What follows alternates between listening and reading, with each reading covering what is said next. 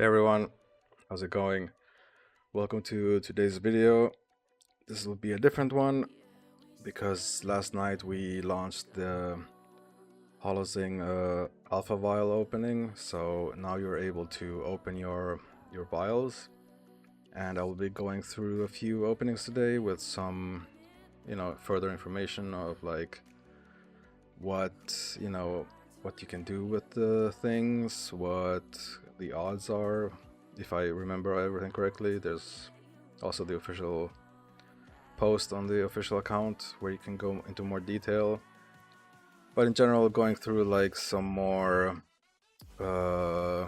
more information, like what you can expect, maybe some things that isn't really spelled out uh, directly in the posts or anywhere.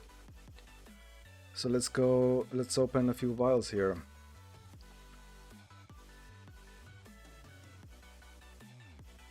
So yeah, one thing to note right now is that while the vials are on Hive Engine, the items are not going to be there currently. So they're currently just non-NFT items, and they will be migrating somewhere differently after we have that like set up. But basically you're burning your vial right now, and we will also have a stat soon in the shop page that will display amount of vials that have been burned so far compared to amount of vials that have been created, i.e. sold. And naturally this helps with the funding of the game and the like everything involved with it. But soon the time of the alpha vials will also come to an end, and they will be replaced with beta vials, and I can go more into that a bit later. Alright, let's see what we got here. The first one is usually the creature, so let's open that up. Let me unmute.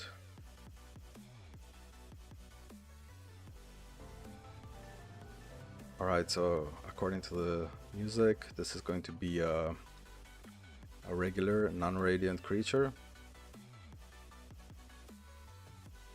Let's see at the stats now what we're getting. Alright, not bad. There's 3 rare stats and 1 green uncommon stat for the health bar. So things you want to be looking for here is that the odds are approximately 50% to receive a green stat on your each one of the 4 stats. So like each one is, determined separately. There's a separate roll for every stat. As you can see here, the health stat received uncommon rarity, meaning that when this creature is tied up with the game, its min-max stat is going to be on the lower end, under 50% basically. So if this creature, for instance, which is a tanky creature and a water type creature, you basically you would want this one to have high defense and high health, because that's like its specialty. It's a tank creature. It's never going to do a lot of damage, even if you get like a legendary or hollow attack stat. Like it's going to do more than all the other wallies, but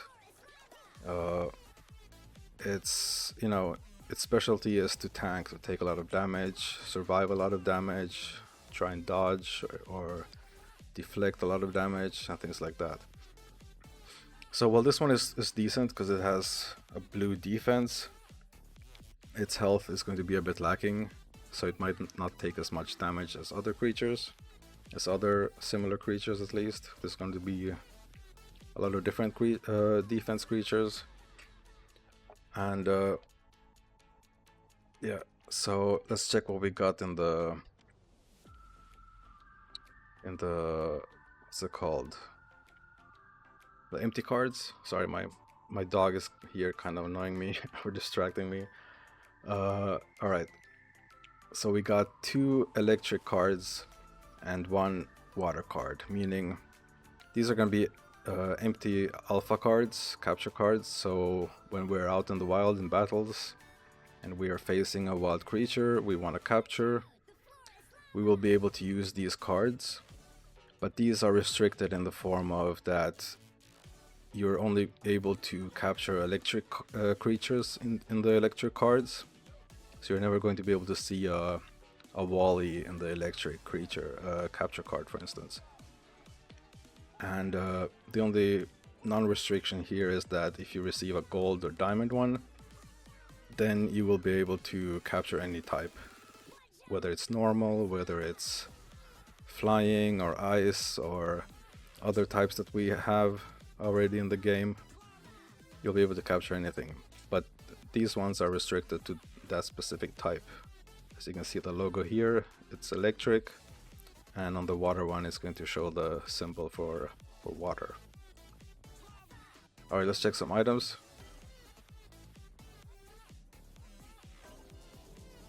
Alright, so we got epic starter gloves of the ocean class. We got a uncommon capture device, which is like the least rare one.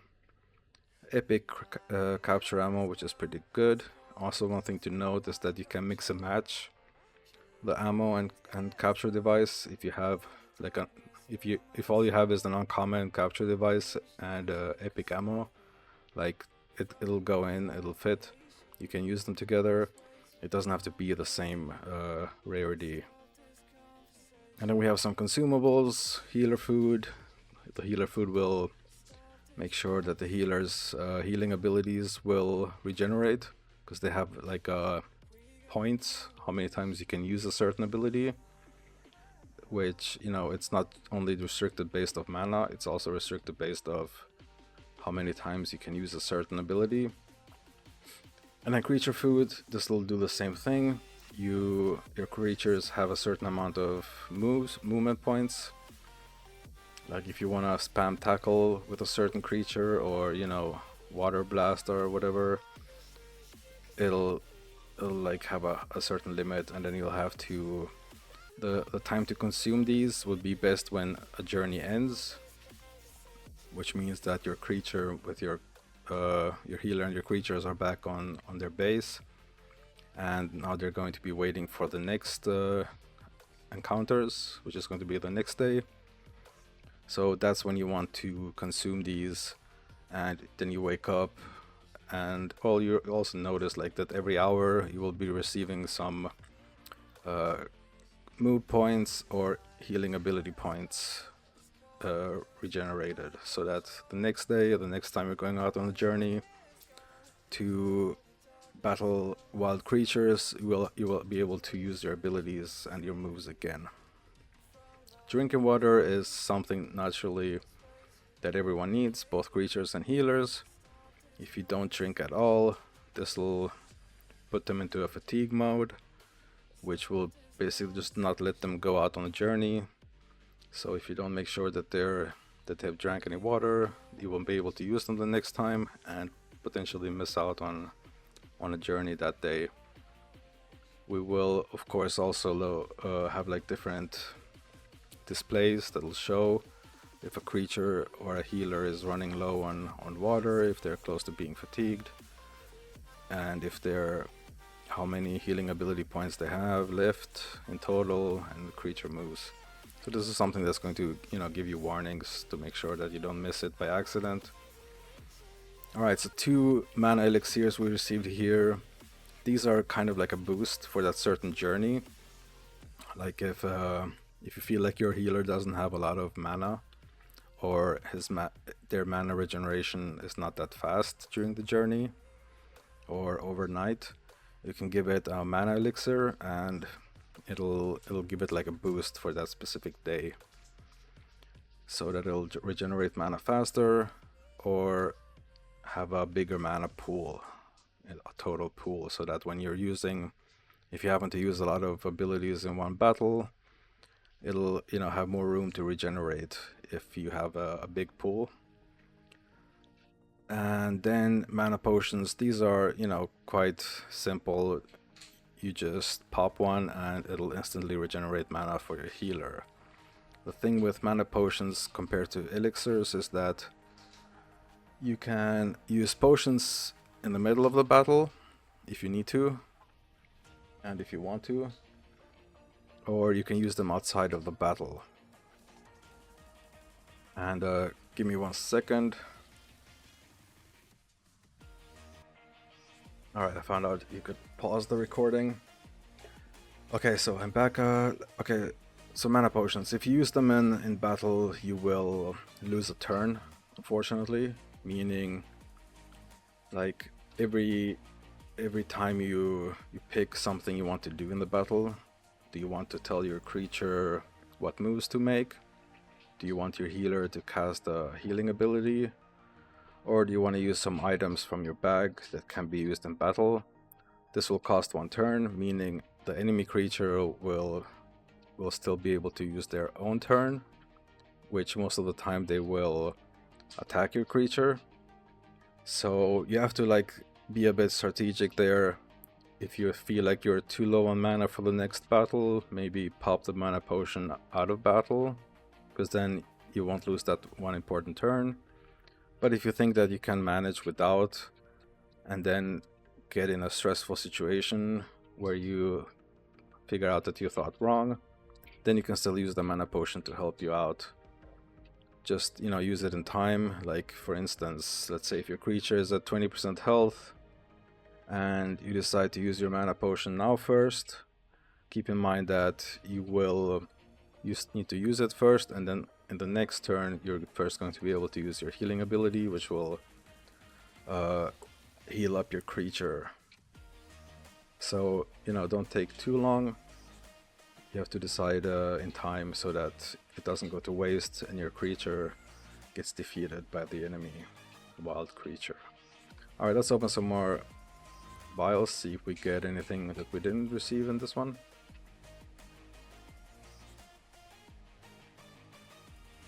Another thing to keep in mind with the alpha capture cards is that you won't be able to ever capture the alpha starters yourself. Like the 4 starters, Raku, Wally, Inferno, and Zapit, they're never going to be out in the wild. So like the ones you receive that are already inside a card is where they're going to be. So for instance, now if I would be thinking that, oh man, it would have been nice to have this Raku in a gold card, that's unfortunately not going to be a possibility. So with the gold card I am now able to capture other wild creatures, but the starters are not going to be in that roster where like you're able to find them out in the wild. That's like one of the few restrictions we have from the Alpha Vial. The creatures will reappear again in Beta Vials, but at a much lower drop rate, maybe like 10%, because in the Beta Vials there will be different starters. And the difference between these starters and the beta ones in terms of stat rarity odds and in terms of how strong they are, there's no difference. Like the beta starters can be just as strong as the alpha starters. We don't want to make this pay to win in that way, but naturally we also want to give some advantages to early crowdfunders and supporters of the project. So in the beta vials, the 10% odds for alpha creatures will come with a little bit harder difficulty for their stats. Meaning if here in the alpha vial the common stats are 50% of the time and the rare are 25% of the time, in the beta vials the common stats will maybe have like a 55 to 60% chance, with, you know, the rare ones maybe having like a 20 instead. So it'll be like a lower chance for higher stats. But we didn't want to eliminate the alpha creatures completely, because we've seen in a lot of different games there's been this thing where people hoard certain cards or creatures, certain assets from the alpha set, and then you never see them being used, or like newcomers and the general public will never get a chance to use them ever. So we still want to give it like a they can be evergreen in that way, but with much lower odds. And then the same will go with the next set. Then if we like when the time comes that the beta vials will also run out and the game has evolved and progressed to that point, it'll be the same where alpha creatures will have like a 1-2% chance, with beta creatures having a 8-9-10% chance, and similarly they will have lower chance for their stats to be as good as now. Alright, so we got a green Raku here again, blue health and blue agility. So Raku is going to be a little bit tanky and a little bit like he's a bit more balanced than Wally, the whale, for instance, which is a lot more tanky. But this one is going to be a bit more tanky than the others. So here, having high health is good. This is a pretty good stat. And agility is also nice because this will make it faster, depending on like when the round begins and both creatures have decided what move they want to perform. The agility and like their stats is going to determine which one gets to do their move first. But that's not always the case, because some creatures have a higher base, like beginning, and higher max agility. Like Raku, for instance, is not really agility focused. So even though he has a blue rarity, it just means that it's higher compared to all other Rakus. But there could be, for instance, a Inferno or a Zapit, which Zapit, for instance, has a very high agility focus. So there could be a Zapit that has green colored rarity agility, but it's still going to be stats wise, like number wise, it's going to be higher than Raku's blue/rare agility, because they're focused on agility and they're focused on attack, compared to Raku being a bit more defense and health focused.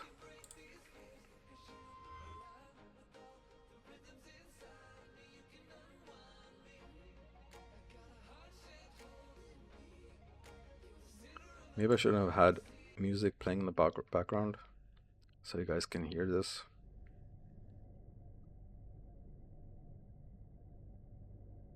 Alright, let's see this time.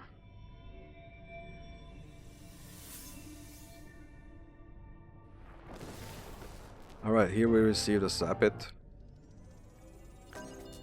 You pause the sound effects when you click the next one. Hey, I received a bicycle.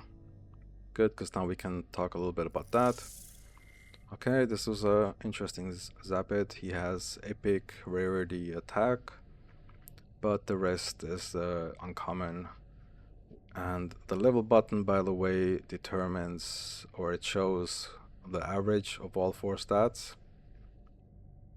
The numbers when we roll the randomness it goes from 0 to 100,000. So anything under 50,000 means it's green. Anything under 75,000 or between 50 and 75,000 means it's blue. And then 75 to, I believe, 98 or something is going to be epic. Oh no, there's legendary as well, and then there's holo. But yeah, it might be that the rare is more than 25. I think I'm being confused right now. Either way, so this has pretty good attack.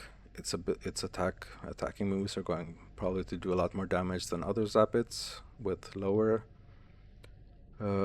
attack rarity, but its health and defense and agility are kind of lacking for. And Zapit does a lot better with higher agility and higher attack. So agility also increases your crit chance, which in our game is usually 1.5x the usual attacks. Some games have it at 2, but we're more into like longer battles so that healers have some kind of, you know, a higher use case. Because if you have battles where creatures are just going to one-shot each other, then healers are just gonna stand there at full mana most of the time and be like, you know, we're out of a job. Okay, alright, so let's talk about bicycles. This is a mount in this game, and what it will do in the first iteration of the game, in beta, is that when your healer is on a journey, it'll allow you to encounter a lot more wild creatures compared to if you don't have a mount. So for those of you who want to encounter a lot of creatures, want to increase your chance to capture more creatures, or make sure you don't miss out on some rare creatures that have a lot of high stats, you're going to want a bicycle or a hoverboard, which is the rarer mount. And the difference between a bicycle, epic bicycle, and a hollow bicycle, or a hoverboard, epic and hollow, is that it'll just give you like a few extra encounters compared to the other one. It's still going to be like a little bit random, but on average, overall, it's going to increase your encounters quite a lot. The idea is basically that, you know, you can go on a longer journey with a mount compared to just walking / running. And you may also need less drinking water to consume when the journey is over. And if you don't know about the journey at all, what that entails, we have this thing set up where every player will be able to choose during which hours of the day they want to play, like when they want their encounters to happen.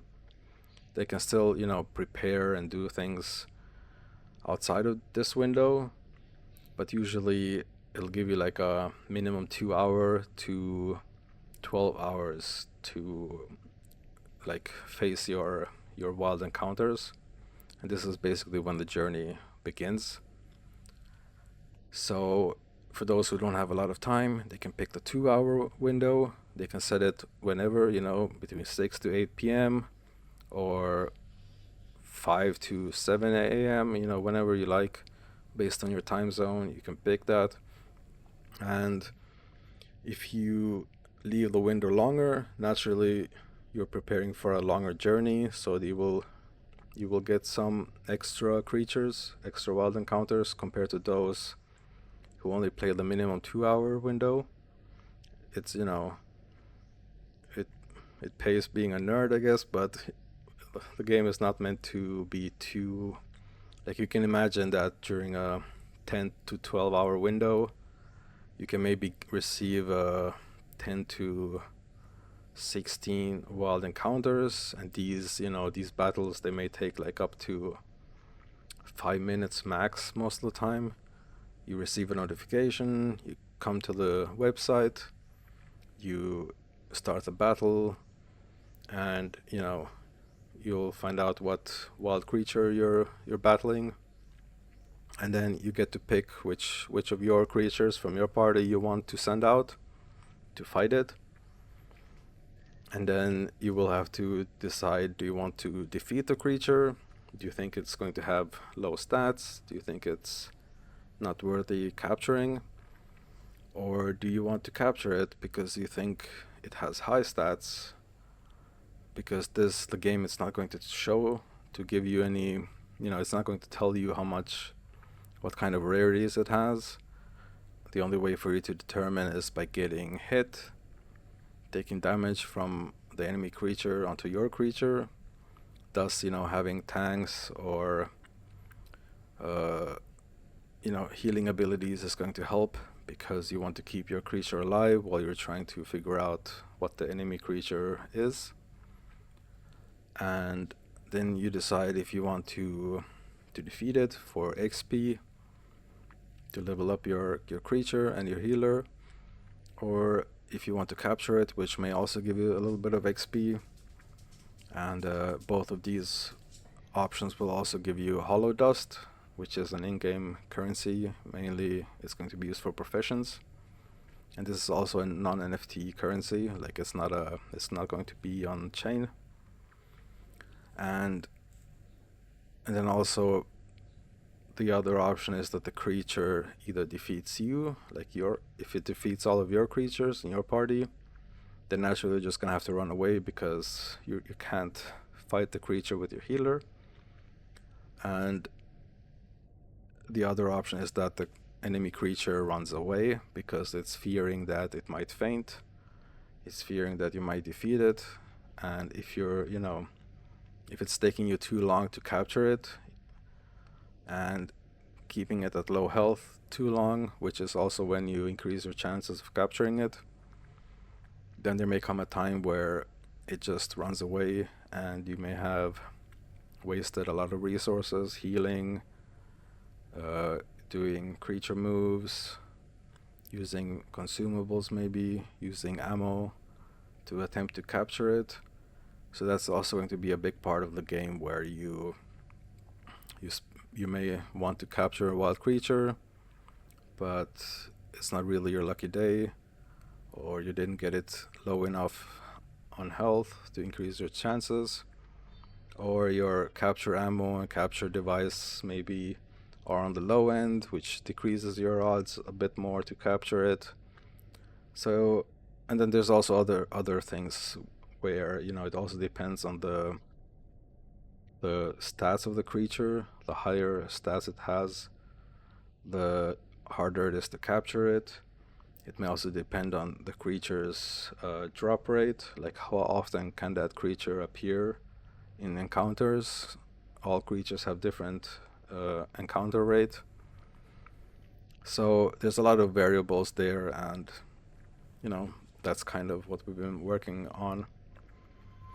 Alright, are there any other items I haven't talked about yet?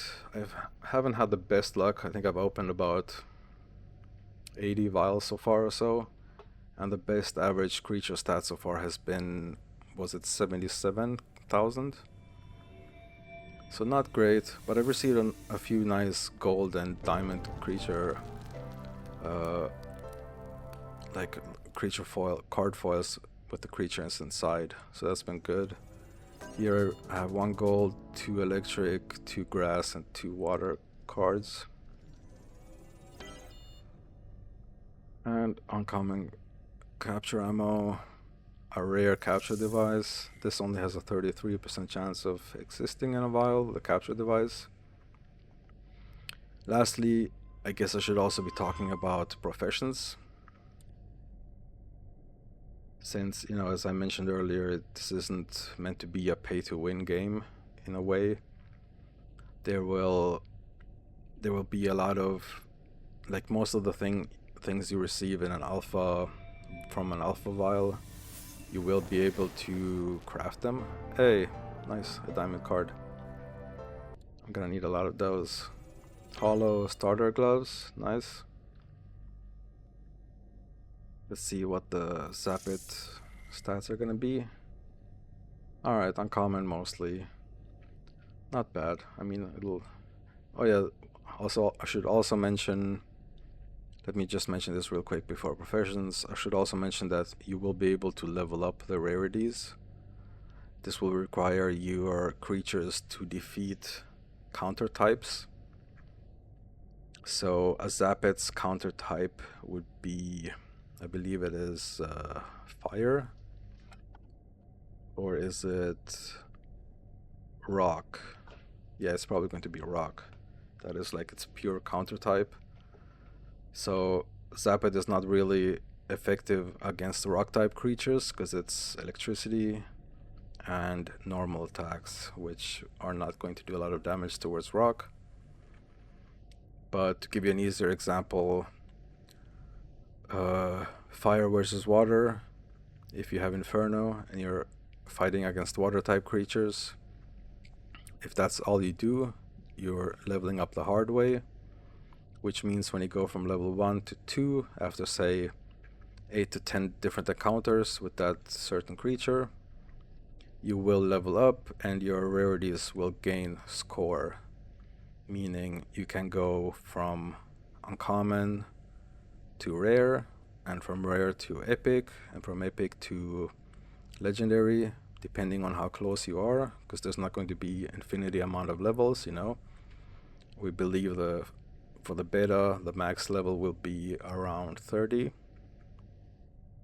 So if you now receive creatures that are already epic average rarity, you have a really good chance of getting those up to legendary or holo at max level if you go the hard way. But the hard way will naturally, you know, it's called the hard way for a reason, and that's because you have to defeat counter type creatures, which will cost you healing resources. You will have to heal them often. The battles are going to take longer.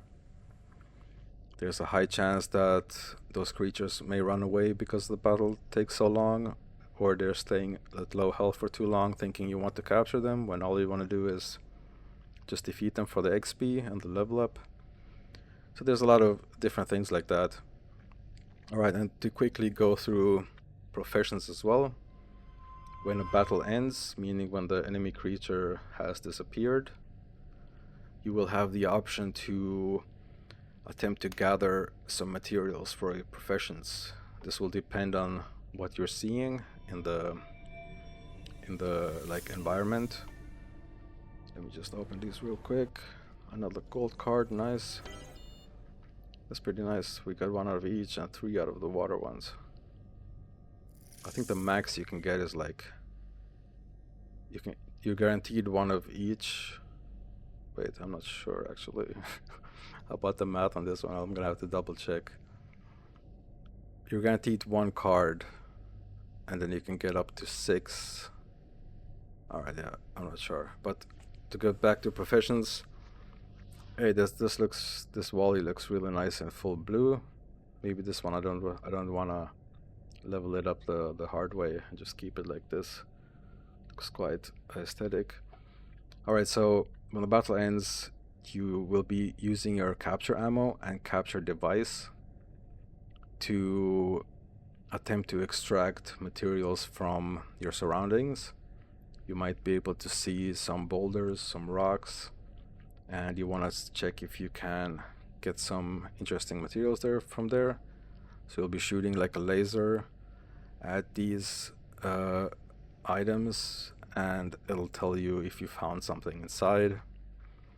And you will have like your own gathering professions that you can pick. As a healer, they'll like get stuck with the healer. So your healer is the one that has the professions, it's not your account. Meaning that if you want to trade away your healer, it'll also take the professions with it. And yeah, so you can decide if you want to pick mining, or if you want to pick herbalism.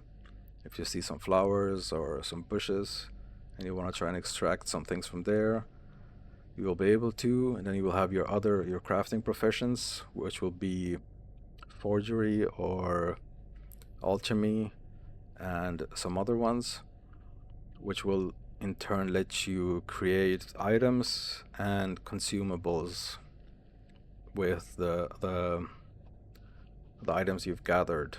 So basically, if you have a lot of holo dust and you have a lot of, we haven't really named these yet, but let's say like a hollow, you know, petals from a flower, and you have alchemy, so you're like mixing in some of these flowers, you're mixing in some of this dust, you're mixing in like some water or some other flowers and things like that to create some sort of mana elixir or potion, or you know, you want to create some healer food or creature food. You will be able to do this with alchemy, and then naturally you will also be able to craft things like items in terms of starter gloves. This will require another profession, and there'll be like a little, what's it called, not every profession will get you exactly what you want.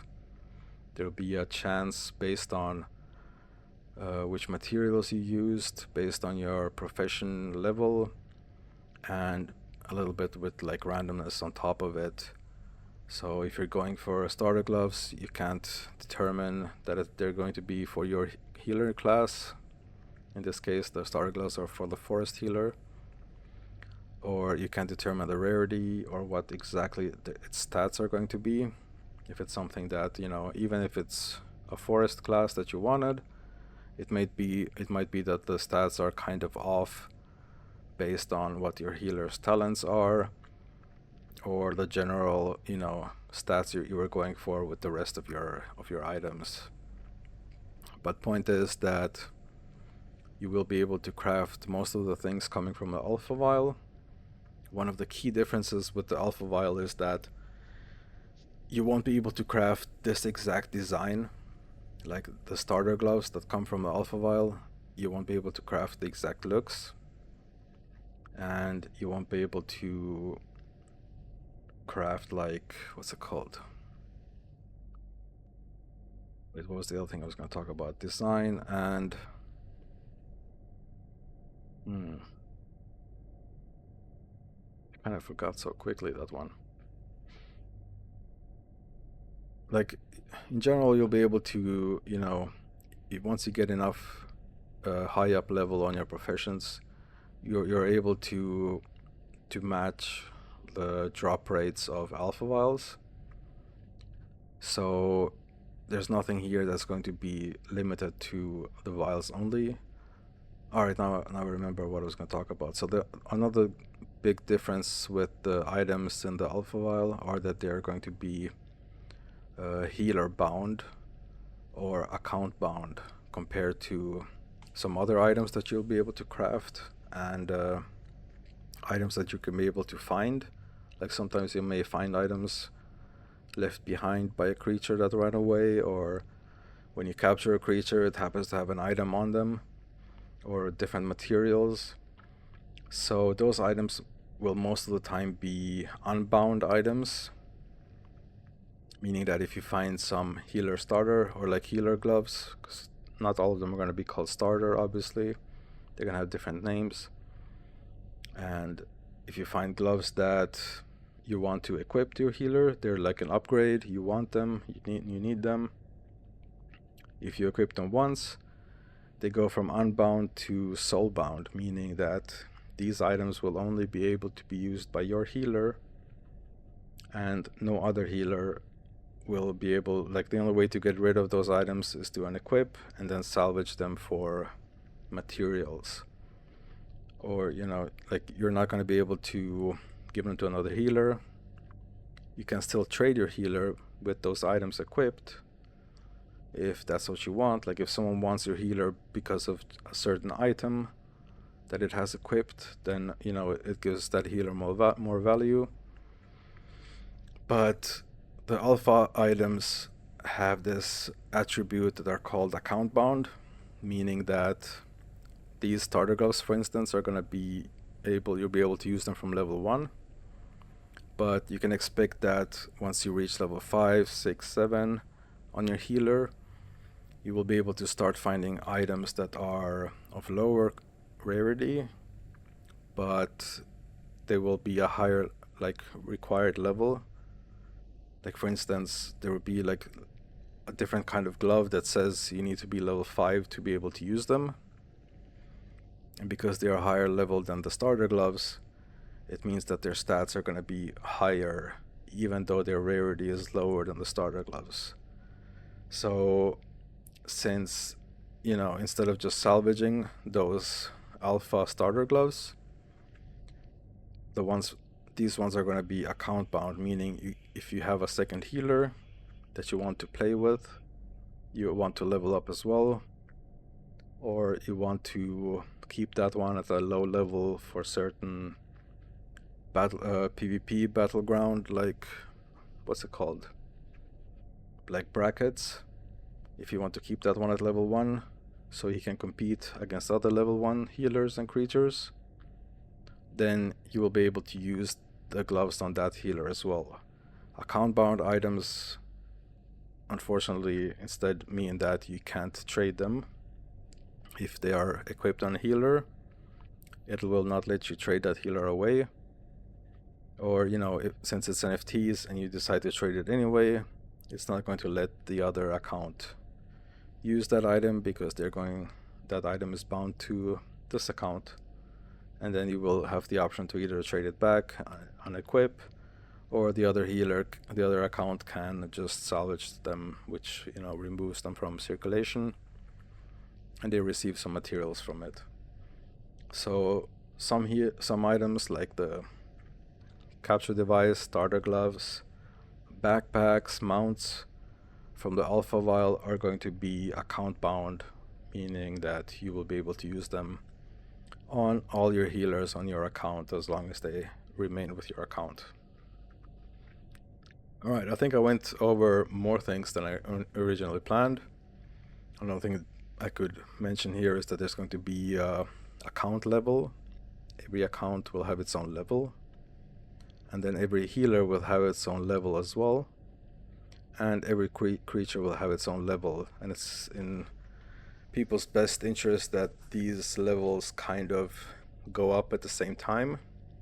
Like, you don't want a creature that's too high level compared to your healer or your account, and you don't want a healer that's too high level compared to your account. Things like that. Like, we want everyone to play. We don't want people to come in 6 months after the beta has launched and gameplay has launched and be like, I'm just gonna go to the market and buy the highest level healer, highest level creature, and instantly start playing with people who've played for 6 months. We want them to experience the journey and experience the beginning. Naturally, we can't stop people from selling their Hive accounts, so there might be some that just buy a Hive account fully, but that's not something we can do much about. Alright, so hope you guys learned something, or hope it helped figure out some things you may have not heard about before. And let me know if you have any questions. Keep in mind that not everything is yet set in stone of what I was talking about. And we're also going to introduce concrete stats soon. Like, what does it mean that this Wally has rare stats? What does it mean in terms of how much health does he have? How much attack does he have? That's going to come very soon. What do epic starter gloves mean, for instance? How much mana per minute do they regenerate? How much extra mana pool do they give? Do they give you any luck stat, which is going to be important as well, because capture ammo and capture device will also give you luck stats, which will increase your creature capture success rate, among other things. How much mana is a mana elixir going to give you? How many abilities is creature food going to regenerate every hour? Things like that. So that'll come soon, and naturally we'll also be busy doing alpha testing more. Should Wally have higher health stats as minimum and maximum? Should it have like maybe a different kind of ability at level 1? When should it learn this ability? Like, which level? When should it learn that? And some other cool things that we're working on to become like prepared for the launch. We will also be inviting more people over to test the alpha, and our plans are that before we launch the full game, we will obviously want to stress test our servers, so we will most likely give everyone an option to test the game before the official launch, so that they can learn the basics and learn what the game's about, so they don't do any mistakes with any valuable alpha creatures that they may regret when they hit level 2 and they're like, oh, I didn't increase my stats as much as I wanted to because I didn't know about the type versus type like battle system, etc. Anyway, thanks for listening, and I will see you next time.